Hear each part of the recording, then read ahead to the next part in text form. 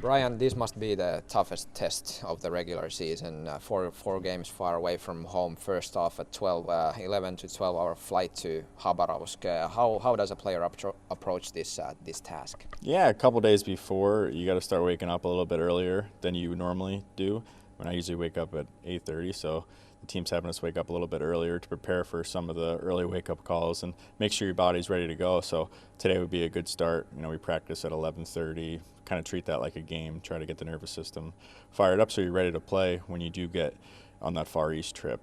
But other than that, it's actually a pretty easy game schedule in terms of sleep because the games are early, so that's a huge positive. It's just how can you manage the flight? Obviously tomorrow we're going to be flying all day, so staying awake during that flight, and then hopefully when we get to the hotel, be able to fall asleep right away. Hänä taas sulle ensimmäinen kerta nyt tälle pitkälle rundille.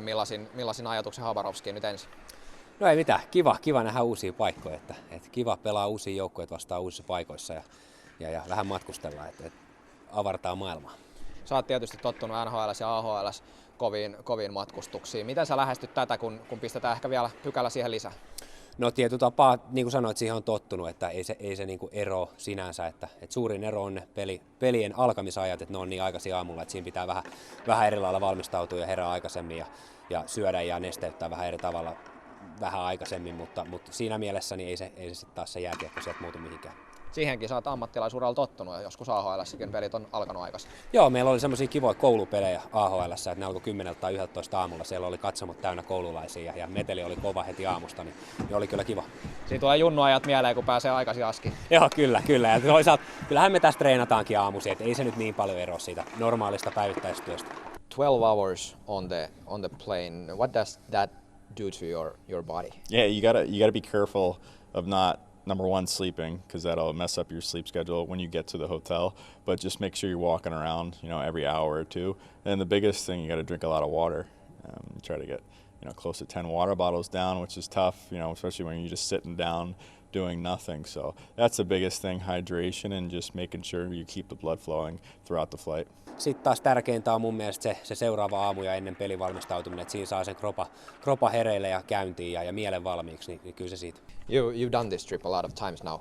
Does it make it any easier? Yeah, for sure. I think you learn what works and what doesn't work, what to eat during those morning games or before those morning games.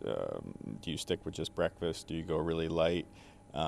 Kind of play around with that, find out what works. But in my previous experiences, being able to get to the bed after the games at a normal hour has been a huge benefit for me. It's just tough those first couple games, especially when you make that 12-hour flight right away compared to previous years where we've stopped in Sibir, which definitely has made it easier. So this will definitely be a challenge. Nyt mennään taas pieniin kaukaloihin, NHL-mittaisiin kaukaloihin. Mitä on tärkeää siellä laskissa, että niitä pisteet irtoaa? Suoraviivaisuus. Että kyllä meidän pitää olla suoraviivaisia ja pieni kaukalo, paljon kamppailua ja peli on vähän nopeampaa, niin semmoinen suoraviivaisuus ja sitten taas toisaalta tiiviys siinä omassa puolustamisessa.